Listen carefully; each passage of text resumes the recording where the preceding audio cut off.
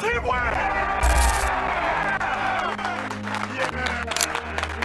Guys, how lucky are we? How lucky are we to play the greatest team sport there is? And we know this, we need everybody. We need the offense, we need the defense, we need the special teams, and that's what makes us a team. I told you last week there's a good team lurking here, right? That was a good team you just beat, okay? And we beat them because we stuck together. We stuck together like we always do. I could give out, and I'm looking at a lot of game balls, I'm gonna give out a few right now, okay? I'm gonna start right here, okay? There's so many things I love about football, okay? What I love is when guys give you everything they got, everything. Joel Bitonio didn't have to play in this game, okay? He could barely walk. And he said, I will be there for my teammates.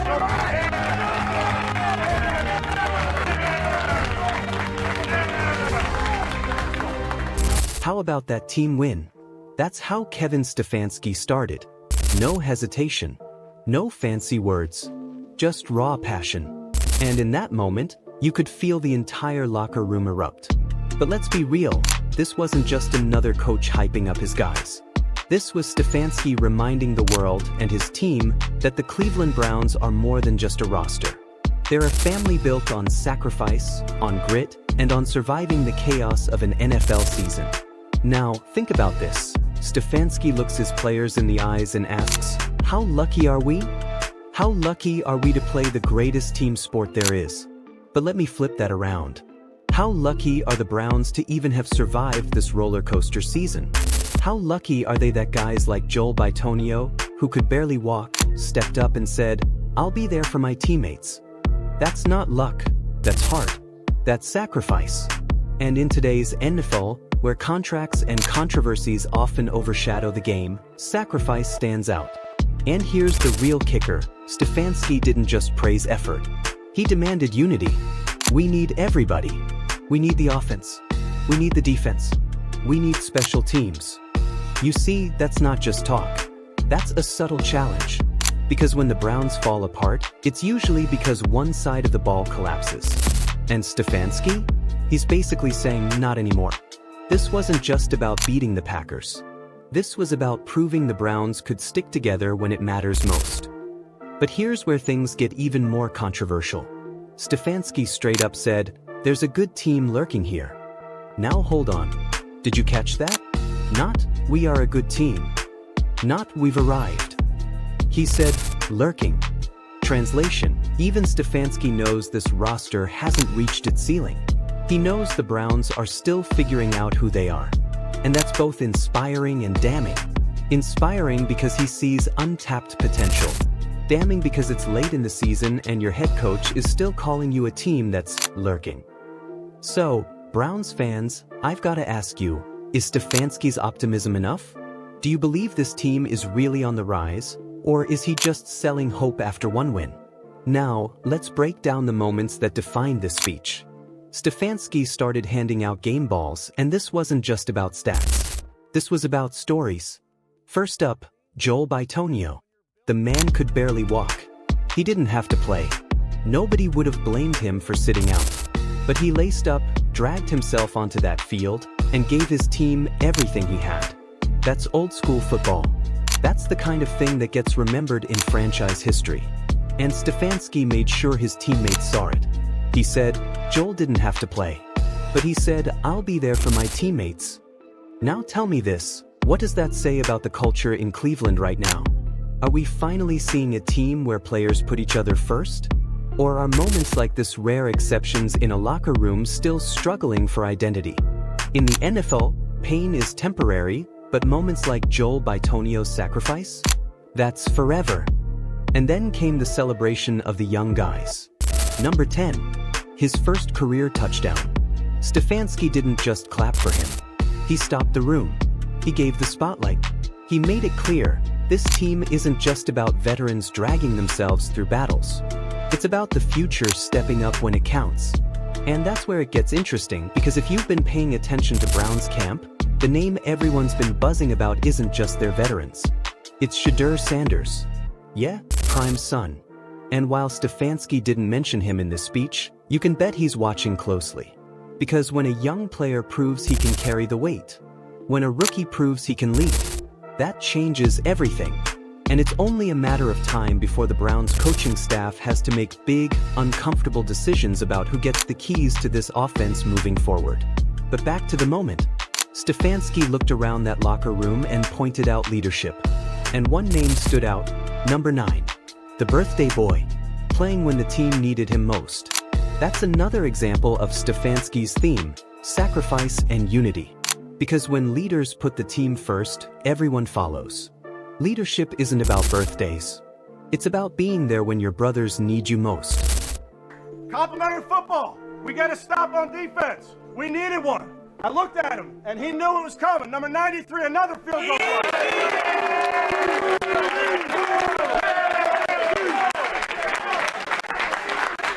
We need everybody.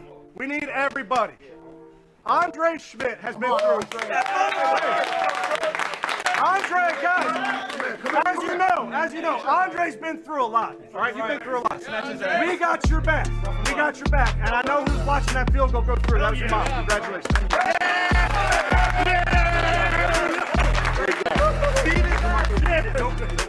We know this is a long season. You navigate these ups and downs, but we got a chance because we're together. Team on 3. 1, 2, 3. Yes, sir! And then came the defense. A stop when they needed one most. Stefanski looked at number 93, and he knew it was coming. That's confidence. That's trust. That's the kind of moment that defines whether a defense is just average or championship caliber. But the most emotional moment? That belonged to Andre Smyt, the kicker who's been through hell and back. Stefanski didn't just give him a ball. He gave him validation. Andre's been through a lot. And I know who was watching that field goal go through. That was your mom. Chills. Absolute chills.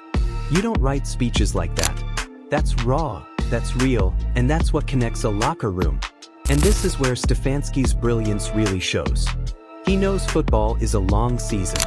He knows adversity is coming. But instead of hiding it, he tells his players straight up, we navigate ups and downs together. So here's the big question, Browns fans. Do you buy it? Do you believe this team is finally learning how to navigate adversity together? Or are we going to look back in a few weeks and call this speech just another empty moment in another inconsistent season? The Browns aren't just fighting opponents. They're fighting history. And speeches like this? They're Stefanski's way of rewriting the script.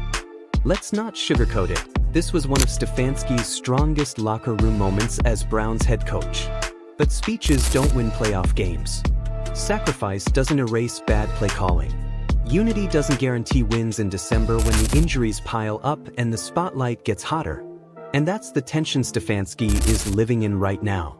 What do you think this Browns win really means? Is this the turning point Stefanski promised?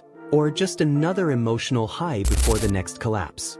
Drop your thoughts in the comments, because this is where the debate begins. Because here's the truth. For all the energy in that locker room, the Browns are still a franchise haunted by collapse. Every time it looks like they're turning a corner, the wheels start to wobble. And Stefanski knows it. That's why he hammered the phrase, we need everybody. Offense, defense, special teams. He's basically telling his guys, the minute one side of the ball slips, this house of cards comes crashing down. This one wasn't just about Green Bay. It was about the Browns fighting their own history. And let's zoom out for a second. Look across the NFL right now. You've got the Chiefs, the Niners, the Eagles, teams with established cultures of winning. And then you've got teams like the Browns, stuck in that no man's land where every win feels like a potential turning point, but every loss feels like the end of the world. So when Stefanski says, we got a chance, 'cause we're together, it sounds good. It sounds emotional, but it also sounds like a warning. Togetherness is the only lifeline this team has. And that's fragile. Now, here's where we bring this back to the bigger picture, because you know I've got to say it. At some point, Shedeur Sanders is going to walk into a locker room just like this one. Maybe it's in Cleveland, maybe it's somewhere else, but it's coming. And when he does, the kind of speech Stefanski just gave, that's the culture Shedeur will either buy into or reject. Because make no mistake, young quarterbacks don't just need talent around them. They need leadership. They need coaches who understand how to balance accountability with belief. And you tell me, does Stefanski have that balance? Is he the kind of leader who could shepherd a young star like Shedeur into the NFL spotlight? Or is he just buying time with passionate speeches while waiting for the next controversy to take his job? When Shedeur Sanders lands in the NFL, he won't just be tested by defenses, he'll be tested by leadership. Let's revisit some of the individuals Stefanski called out, because each one tells us something about this team. Joel Bitonio? That's toughness. That's sacrifice. That's the Browns' culture at its best. Number 10, the rookie with his first touchdown? That's hope. That's the future. Number 9, the birthday boy leader who refused to sit out? That's commitment. That's accountability. Number 93, making the big stop? That's defense proving it can still be clutch. And Andreas Yamwaiti? That's emotion. That's resilience. That's the human side of the game. The reminder that players aren't just athletes. They're sons, they're fathers, they're people carrying battles way bigger than football. Now, here's the uncomfortable truth.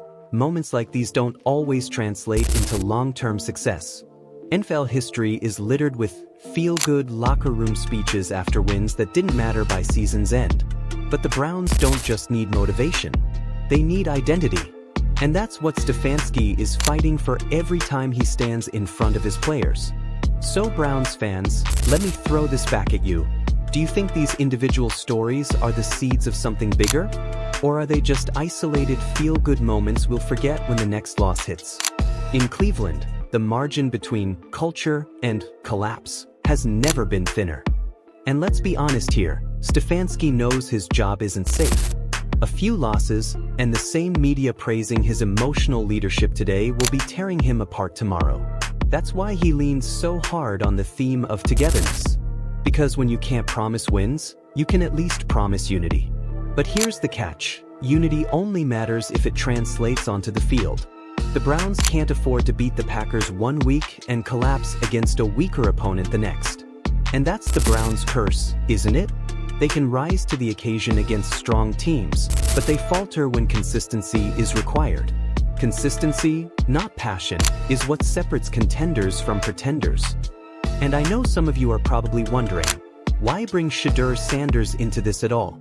Simple. Because this whole debate about culture, leadership, and sacrifice? That's exactly the environment Shedeur is walking into at the next level. Whether it's Cleveland, Denver, or another team, every franchise is asking itself the same question. Do we have the leadership to mold a young quarterback into a star? Because if they don't, then speeches like Stefanski's are nothing more than emotional highs that mask structural weaknesses.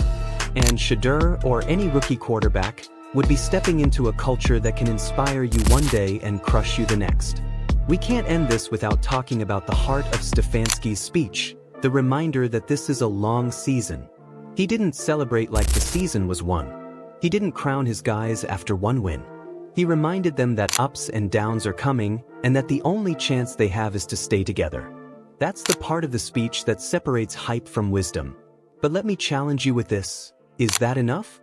Is telling your team the season is long actually preparing them for what's coming?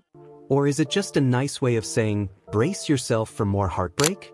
The Browns' greatest opponent isn't the Packers, or the Ravens, or the Bengals. It's themselves. So here we are. One fiery speech. One inspiring win. One coach trying to glue a fragile roster together. And one franchise still chasing the respect that has eluded them for decades. If you're a Browns fan, you're probably feeling good right now. You should. A win's a win, and Stefanski's passion is contagious. But let's not kid ourselves. The real test isn't beating Green Bay in week whatever. The real test is what happens when the spotlight gets brighter, when the pressure mounts, and when adversity doesn't come in waves but in hurricanes. And when that day comes, will the Browns stand tall as the united team Stefanski believes they can be? Or will this speech go down as just another footnote in another season that promised everything but delivered nothing? What's your verdict? Is Stefanski building a culture that can actually survive the long haul? Or is he just delaying the inevitable collapse? And that's the debate, folks. Kevin Stefanski gave us a victory speech that had everything passion, sacrifice, emotion, leadership. But speeches don't win Lombardis. Consistency does. If you believe the Browns are finally turning the corner, hit that like button. If you think this is just smoke and mirrors, drop your thoughts in the comments, because I know this fan base is divided. This has been Gridiron Insights, your home for the most dramatic, controversial, and cinematic takes in the NFL world. Make sure you subscribe so you don't miss the next deep dive. Until then, stay sharp, stay passionate, and remember, in football, the real battle is never just on the field.